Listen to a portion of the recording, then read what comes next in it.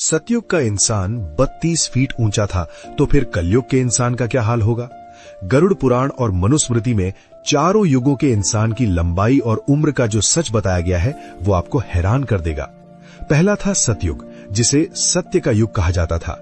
शास्त्रों के अनुसार इस समय इंसान की औसत लंबाई 32 फीट होती थी और उम्र 1,00,000 साल तक होती थी।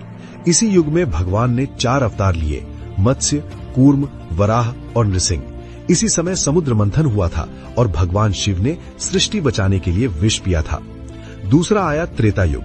यहाँ धर्म थोड़ा कम हुआ, इंसान की लंबाई घटकर 21 फीट रह गई और उम्र 10,000 साल हो गई। इस युग में भगवान ने वामन, परशुराम और श्री राम के रूप में अवतार लिया।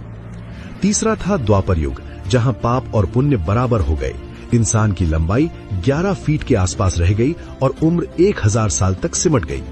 इस युग में भगवान ने श्री कृष्ण और बलराम के रूप में अवतार लिया। और अब है कलयुग, पाप का युग। यहाँ इंसान की औसत लंबाई सिर्फ 5 से 6 फीट और उम्र घटकर 60 से 70 साल रह गई है।